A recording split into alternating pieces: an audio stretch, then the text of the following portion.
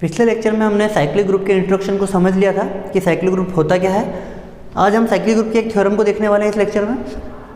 Theorem बहुत simple है, बोलती है कि the order of a finite cyclic group is equal to the order of its generator, यानी कि किसी भी चक्रीय समूह में उस चक्रीय समूह का जो ऑर्डर है वो उसके जनरेटर के ऑर्डर के बराबर है। ठीक है, यानी इसको हम बोल सकते हैं क्या, ऑर्डर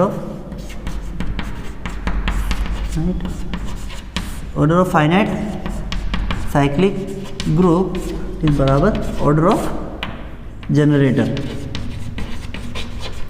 ओके, यानी कि हमारा जो भी साइक्लिक ग्रुप होगा उसके जनरेटर का ऑर्डर और उस ग्रुप का ऑर्डर सेम होना चाहिए, हमको प्रूफ करना है। ठीक है, तो सबसे पहले हम मान लेते हैं इसके प्रूफ में क्या, हमारे पास एक फाइनाइट साइक्लिक ग्रुप है G। ठीक है, लेट G, अगर आपको मैंने ये नहीं बताया हो कि साइक्लिक ग्रुप को लिखने का तरीका क्या है तो ये ऐसे लिखते हैं। ठीक है, जिसमें A इसका जनरेटर होता है और लिखने का तरीका ये है। ठीक है, let G be a finite cyclic group, है ना, इस तरह से लिख दिया। ठीक है, ऐसे लिखने का मतलब भी साइक्लिक ग्रुप है तो वो लिखने की जरूरत नहीं, बस हमको बताना G भी फाइनाइट है ना।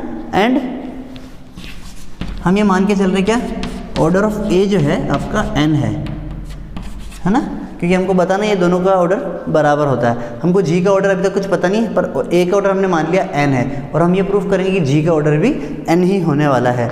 यानी इसका मतलब क्या हुआ, A to the power N equals to identity, है ना। ओके, अब हम एक H ऐसा निर्माण कर रहे हैं, N ऑर्डर का सबसेट है जो G का, A square and so on A to the power N जो कि आइडेंटिटी है। इस तरह का हमने H का निर्माण किया। ठीक है, अब आपको ये पता है क्या कि H जो है मतलब A के फॉर्म में लिखा हुआ है और इसका ऑर्डर पता पड़ रहा है, आपको दिख रहा है आपको यहाँ पे क्लियरली ऑर्डर ऑफ H कितना है आपका, N है। ठीक है, बट आपको ये भी पता है कि A जो है इसका जनरेटर है, और इस तरह का जो भी हम सब ग्रुप का निर्माण कर रहे हैं, यानी H जो भी सबसेट है वो सब ग्रुप भी होगा। ये हमने प्रीवियस लेक्चर में हमने पढ़ लिया था। तो अब हम देखेंगे इसको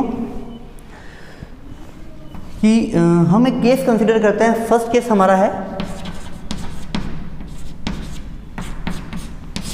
कि M कोई हमने नंबर माना, ओके, A की पावर M जो कि G का एलिमेंट लिया हमने कोई, है ना।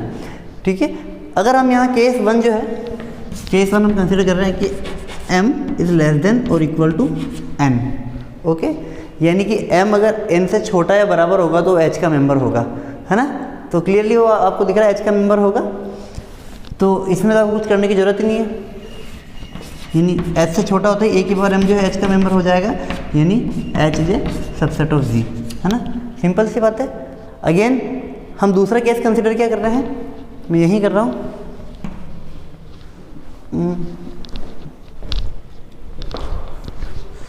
ठीक है, केस सेकंड जो है आपका, हम M को जो है N से बड़ा मान लेते हैं, M is greater than N।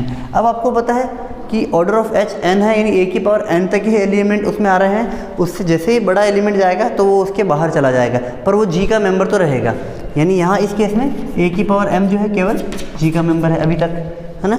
अब हमको विभाजन कलन विधि पर से पता है, डिवीजन एल्गोरिथम से हम अगर जैसे N से बड़ा है तो M को हम ब्रेक कर रहे हैं किसमें, Qn प्लस R में, है ना, समझेंगे आप। तो Q और R इंटीजर है ना, Q और N इंटीजर है, और R की कंडीशन आपको पता है क्या, कि वो 0 से बड़ा होगा बट N से छोटा होगा। क्लियर बात है। अब मैं इसको A की पावर के रूप में लिख रहा हूँ, Qn प्लस R। ठीक है, इसको मैं अलग अलग करता हूँ तो आप देखेंगे A की पावर Qn इंटू A की पावर R, है ना। A की पावर Qn को मैं ऐसा लिख सकता हूँ, A की पावर N to the power Q A to the power R। Okay, अब आपको पता है क्या कि A की पावर N जो है वो है आइडेंटिटी। ठीक है, तो आइडेंटिटी की पावर Q अगेन आइडेंटिटी, तो हमको यहाँ से मिलेगा E react with A to the power R। ठीक है, यानी वापस आपको क्या मिलने वाला है, A to the power R। ठीक है, अब आपको R की कंडीशन क्या पता है कि 0 से बड़ा और n से छोटा है, और जैसे n से छोटा हुआ तो आप क्या बोलोगे, ये तो h का मेंबर है, यानी आपका जो a की पावर r है वो अगेन h का मेंबर हो गया, है ना, यानी a की पावर m आपका h का मेंबर हो गया। तो g का था h में आ गया, यानी g जो है सबसेट हो गया h का।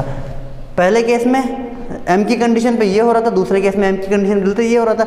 अल्टीमेटली आर्बिट्री m था, यानी g और h अलग अलग नहीं होकर g और h बराबर ही है ना। तो g और h बराबर है, हमको पता है ऑर्डर ऑफ h n है, यानी कि ऑर्डर ऑफ h n है, और g और h सेम चीज़ है, तो ऑर्डर ऑफ g भी सेम होगा, है ना। तो ऑर्डर ऑफ h और ऑर्डर ऑफ g सेम हो गया n, और n जो था हम लेके चले थे उसके जनरेटर का ऑर्डर। तो यही हमारा रिजल्ट था, यही हमको प्रूफ करना था, है ना। तो ये इसका पूरा प्रूफ है, आप स्क्रीनशॉट ले सकते हैं।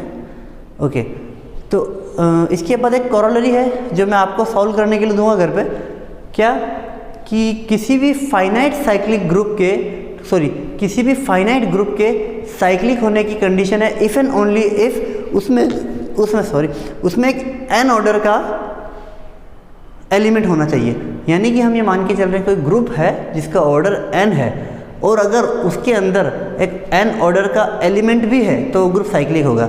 इफ़ एंड ओनली इफ़ की कंडीशन बोथ वे में, तो आप ध्यान देंगे।